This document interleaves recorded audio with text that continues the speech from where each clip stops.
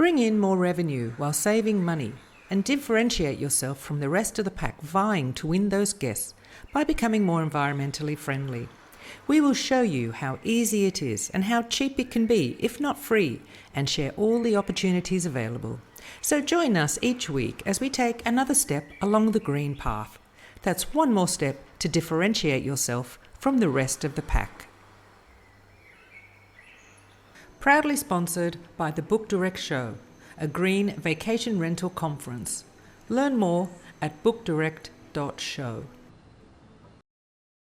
Hello everyone, and welcome to today's episode, which is actually a success story. Today I'm chatting with Nikki from Villa in the Vineyard. Hello Nikki, how are you?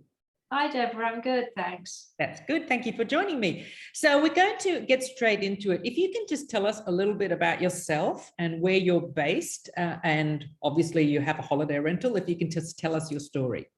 Yeah, sure. I mean, I've been involved, I'm in marketing, and I've been in what I call ethical marketing for over 10 years now. So I've worked in that sector. I've worked with organic, for example, an organic cleaning and household company. I've worked in fashion. I've worked in lots of different sectors. And then 4 years ago, my husband and I made a big move to come to Italy. We were going to build our own eco house, but we found the one we're in, which was a lot bigger, but they were already running the downstairs as a holiday rental apartment. So we decided to do the same. Because of my own ethics and beliefs, I always wanted to run it as a sustainable property. So offering, guests, in my opinion, the optimum experience of our region. So we're in a rural area of Italy, Marche, which is on the Adriatic on the east coast. It's real Italy. It's agricultural, but you've got the coast, you've got the mountains, and it's very authentic. So when we came here, I basically introduced all the things that I've been doing in my own personal life. So I've been living as a conscious consumer, and I knew that by doing this, we were going to offer guests the optimum experience. And that's what we're finding. Mm-hmm. And what is the definition of the optimum experience? To me, it's offering people an experience and specifics which are best for people and planet. So for example, everything that we offer, all our cleaning is done using organic products, which are better for the environment, but actually better for people. So many people have allergies these days. And in fact, we've got some guests here at the moment who found us by, she chose to come to market, and she found us by putting in eco-friendly. And that's how she found us. And her son has all sorts of allergies. And the fact that we also have a chlorine-free pool, which is run on copper ionization, which not only is better to swim in, but it's actually a lot cheaper than using chlorine. It's less corrosive, and it gives the guests a much nicer experience. People say it's like swimming in bottled water. And then we have all organic body washes, again, better for the water. What we put down our drains gets into the water system, but also for our pool. But for guests, having organic body wash is a luxury experience for them, because they're not using, they're not smelling nasty chemical perfumes, they're smelling an organic orange oil or whatever. So to me, offering something that is best for planet is always better for people. Yeah, I suppose when you look at it that way, better for the planet, and actually reflects back on us too. It's better for us. It's a nice way to look at it. Yeah.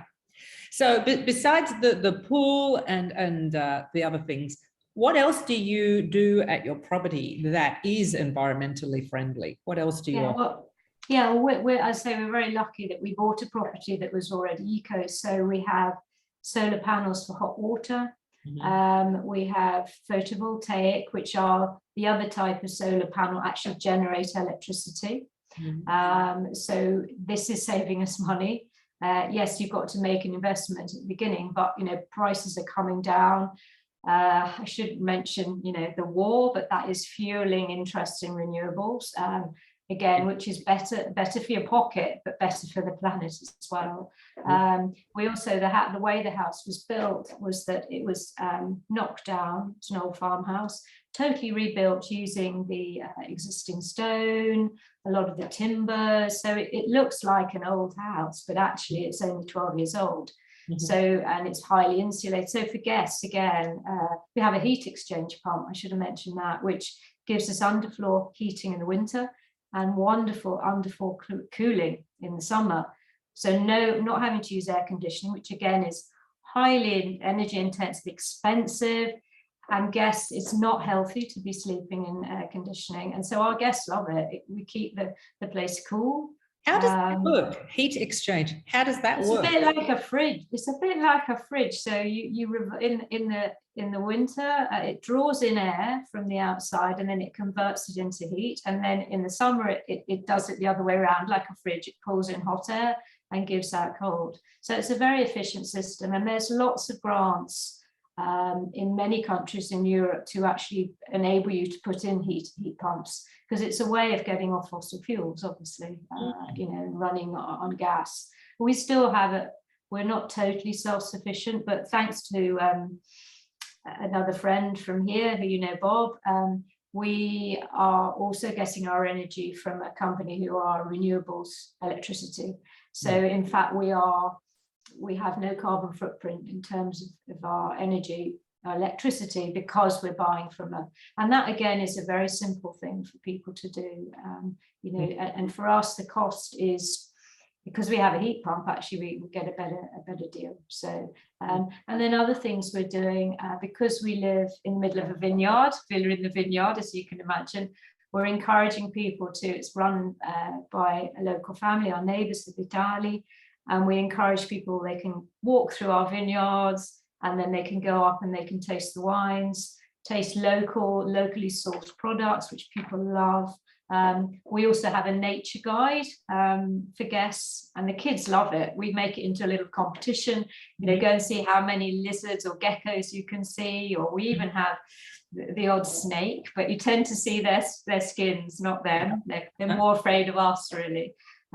So for guests, we try to make the experience as authentic as possible, that they feel they're comfortable. So I think a lot of people think eco, oh God, that means sort of really rustic and sort of everything's all a bit basic. Well, that's not what we're offering. We're offering a top end experience, but not full of bling and over the top. And I think more guests are actually looking for something like that, something more authentic. And as I said, we're finding people are actually finding us and wanting to come here because of our sustainable credentials. In the beginning, 5 years ago, when I built the website, I used sustainable living in Marche, and I'm not sure that was as attractive.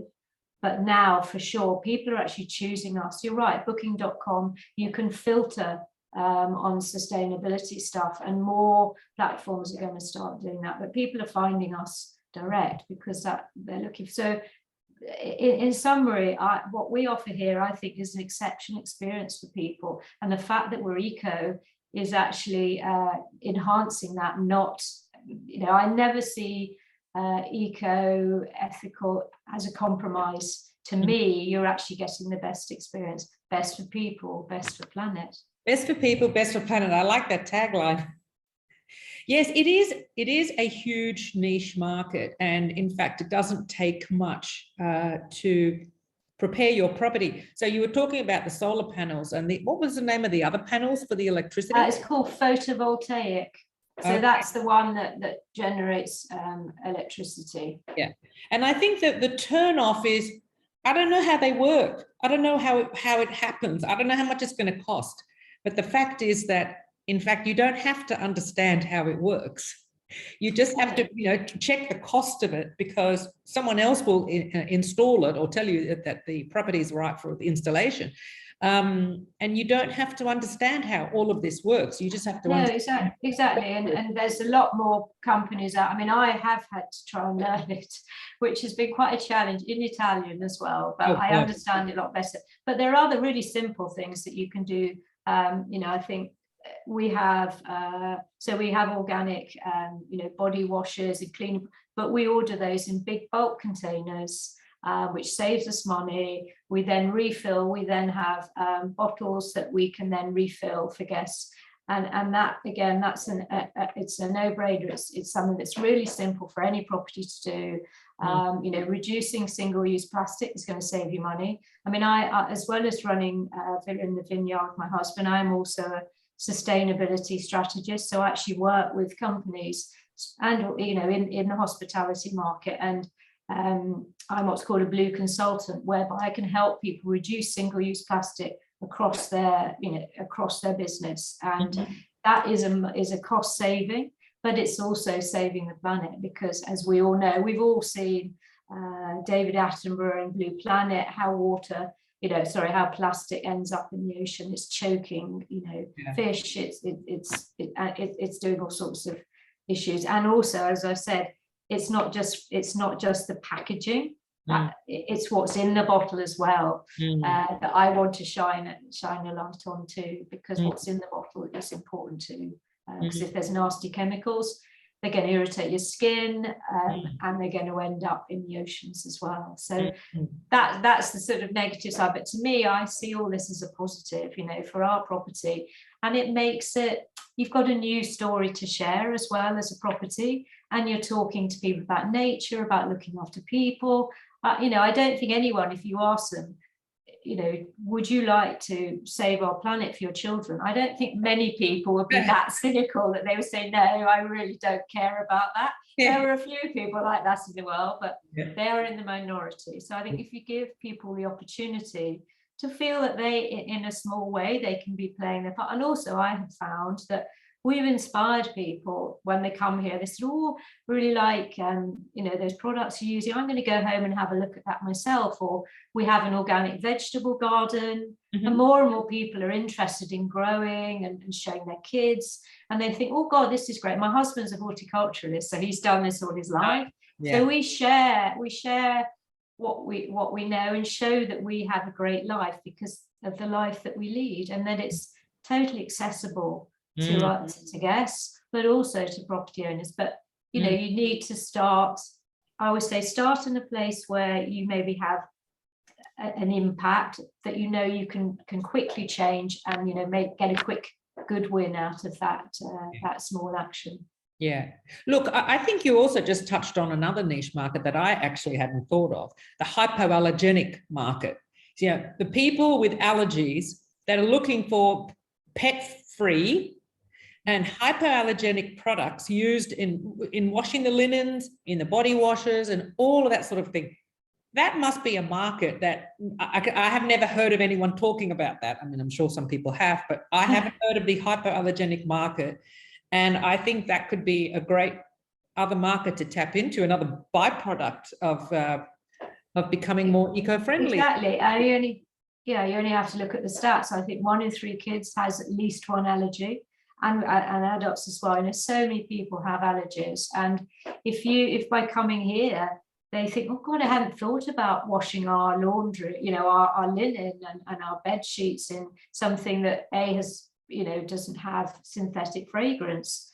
You know, that you're actually then doing them an additional service. And I think also it's sort of a adjunct to the wellness market, which is massive.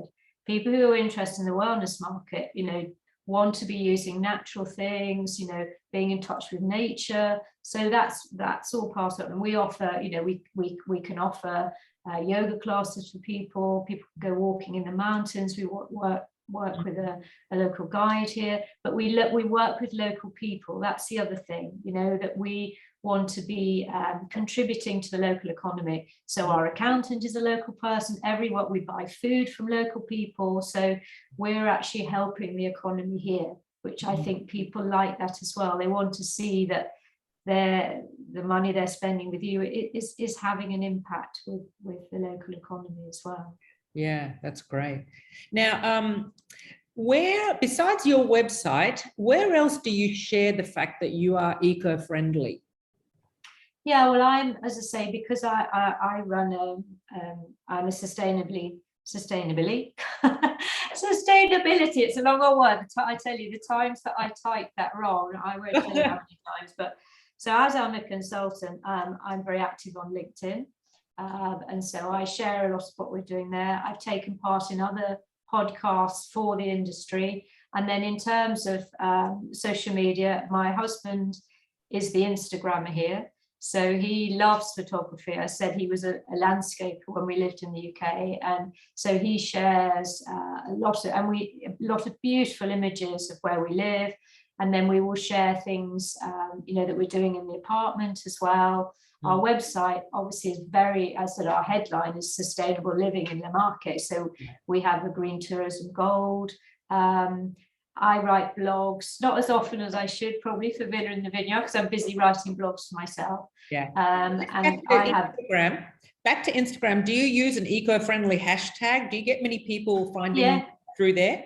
Yeah, I mean, we do. It's depending what we're writing about. Yeah, we use things like sustainable hospitality, eco-friendly, all sorts of, depending on what we're writing about. I mean, when I write as a professional, I use more industry hashtags, if you like. Obviously, Instagram, we're appealing to our guests. Yeah. Whereas when I'm working on LinkedIn, I'm talking to the hospitality industry, and it's a sector I work in. So my business website is nikkimattei.com, very simple. So I'm very keen to help the industry move on and give sustainability made simple is my newsletter. So it's sharing things that we're doing which are not difficult. Okay, yeah, putting in solar panels is a bit of a bigger thing, but there is so much help out there in all different countries across the world. So I just want to help people. Yeah, even the simple thing of changing your light bulbs, and that we can all do that, and that's a very small step, but it's a big step as well. I mean, but do it gradually, and don't sort of say, right, I'm going to throw out all my light bulbs, because that is wasteful. Just say, right, the next time the light bulb goes, I replace them with LED. Just to do things gradually, because if you try and do everything at once, it's overwhelming. There is so much stuff out there. I get overwhelmed myself sometimes, the amount of things that are changing. It's a very young industry, and I think particularly so in hospitality as well. But I say there's more and more things happening. I didn't mention that last year I worked with a company called Vineyard, who have launched an online platform called Alight, which is specifically for people to go and find eco properties across the world. And at the same time, they can offset their carbon footprint, and they go through a very rigorous process of assessing properties, and then they offer help to actually get you up to scratch as well. So there are going to be more sites like there are others. I specifically work with them, which is when I learned a lot more about the hospitality industry, over and above my own experience of doing it here. So things are changing, which is fantastic. I've worked in this for, I said over 10 years, and I've felt like this tiny little voice in the wind, whereas now I feel a much stronger voice, and that there are people wanting to join, and I find that really exciting and really inspiring. When I say to people, don't you want to be part of saving the planet? Don't you want to take on the biggest challenge of your career? To me, that's exciting. It's not boring. It's not, oh God. Yeah, there will be some costs involved, but there is, but on the other side, it's an investment actually, because you will attract a new type of guest, particularly younger guests, and you will also make savings. So it's just getting the courage to make that first step. And often I find a lot of people are actually doing good stuff already, but they don't actually realize it, particularly on the community side. And people like to read about that. It's inspiring. We hear so much blooming bad news these days, don't we? And we want some things to make us feel good about ourselves as well. So I think, to me, I hope it is the future, and people will start to see that this is a great thing to be involved in. Well, that's the aim of this podcast, to make everyone aware of how easy some things are. Some things take a little bit more investment, but the benefit is enormous. So I'm sure I'll have you back on the podcast again one day, Nikki, for some more information. But I'd be delighted. We've come to the end, but I will pop your link in and any other link in the descriptions below. If you have any questions for Nikki, please pop them in the description in the comment box below. So Nikki, thank you very, very much for your time. And we will definitely be continuing this conversation soon. Yeah, I'd be very happy to do that. Thanks, Deborah. Thanks, Nikki. Bye. Bye.